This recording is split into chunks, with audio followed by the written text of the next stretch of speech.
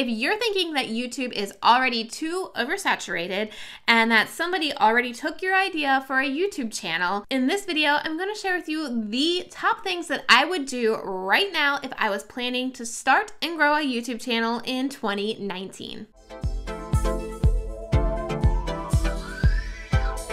Welcome back. If you're new here, my name is Trina, and on this channel, I help creative entrepreneurs figure out how to start using YouTube to grow their business. So if that sounds like you and you're planning to grow your business with video in 2019, make sure you click that subscribe button. Now, I hear this from a lot of people. They say, Trina, YouTube is already oversaturated and there's no way that I could ever stand out.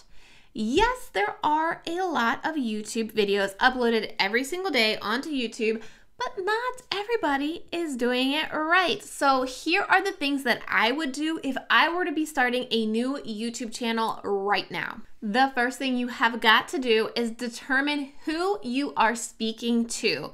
You need to have a clear audience, and it can't be everybody, because when you try to be something for everyone, you end up being no one for everyone. So have a clear audience, have a clear niche. You will hear this all the time, whether in business or on YouTube or anywhere else. The riches are in the niches. So what is your niche? Who is your person? Who are you speaking to? So for me, I am speaking to business owners, creative business owners, so not just business owners, creative business owners, and also those creative business owners who want to use video in their business, okay? Not everybody wants that, and it's clear here on my channel that while it may be small, I am able to make a full-time income because I'm very clear on who I'm speaking to, so when they find my videos, they're ready to work with me. Now, on my other YouTube channel, I'm first of all speaking to moms who have young kids, and moms who are just stressed out and want to get organized or simplified or trying to find that answer to actually enjoy motherhood instead of constantly doing their to-do list. Okay, so think about 3 different levels you can cut down into to know who you're speaking to. The next thing that you've got to focus on is your branding, all right? You've got to get your channel banner up, but more importantly, you've got to really have a clear branding on your thumbnails so that as people start watching you, getting to know you, your thumbnails will stand out in search and suggested.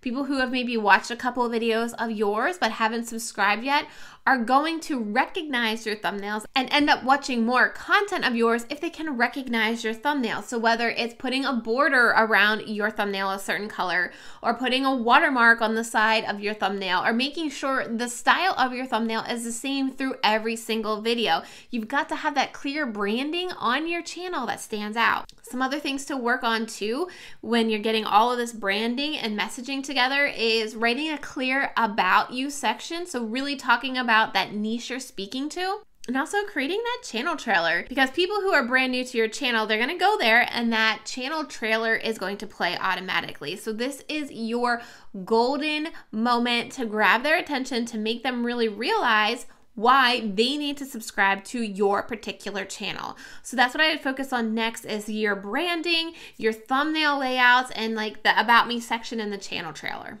The next thing is a little scary, and I've been there too, but you have got to tell everybody about your channel and tell them to subscribe. I know it's scary to maybe tell your Facebook friends because maybe it's somebody from high school like 15 years ago and you don't want them to watch.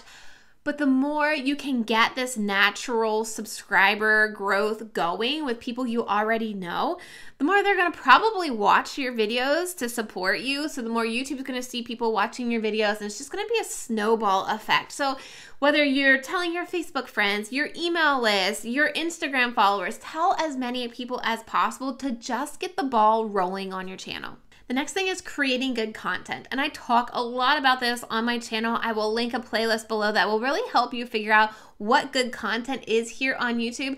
But really coming out of the gate, creating content following the YouTube format, and also keeping people watching to the end of your video. This is going to show YouTube that you have good content. They're going to start suggesting you more. They're going to start promoting you more. And that's, again, going to get that ball rolling with views and subscribers here on YouTube.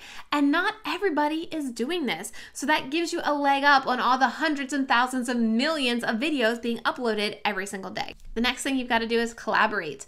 Whether it's with your best friend or whether it's with your business bestie, or maybe you have chatted with somebody in a Facebook group or in YouTube comments, just reach out to them and start collaborating. This helps you start reaching a new audience. It helps you make friends on YouTube because YouTube can get kind of lonely. So having friends that are doing YouTube as well, just start finding a way to collaborate and working with other people who are doing YouTube videos as well. This is honestly a little secret strategy that has helped me going. Having an actual YouTube friend that we meet up with every single month has definitely helped me continue to grow my channel. This is my biggest secret for YouTube growth, and I don't tell everybody this, well, maybe just my YouTube channel, but thinking in series of videos, all right? So you wanna think about a playlist that you can create that's going to get people to Netflix binge style your content. So what's a playlist that you could create that's going to talk about 4 or 5 different videos that easily lead into one after another? This is going to get you multiple views. This is going to get you an increased watch time in minutes. So really thinking about your content in series so you can put them in playlists to get you more views and subscribers. This is one thing that I wished I would have done earlier, and if I would redo my channel, this is the number one thing that I would do to help me grow in 2019. That also leads into mapping out your content. Instead of just creating this video and that video, and then you have this idea, think about your content in advance. I'm planning to even do more of this in 2019, but thinking about the series or maybe the theme of content that I want to share that particular month. So maybe I want to create 6 videos in February, and I want them all to lead into each other so that I can create a playlist that's going to get people to watch one after another after another. So really sit down and plan out your content in advance instead of just shooting a video and shooting a video and then shooting this video. Make them all work with each other and together. The next thing that I would do is study my analytics. And I did not do this enough when I got started. I kick myself in the rear end every single time I talk about this because I just didn't know what I was looking at. I didn't know it was important. I didn't know how to read it. And so really understanding where are your traffic sources coming from, which videos are performing well, which videos have the best audience retention.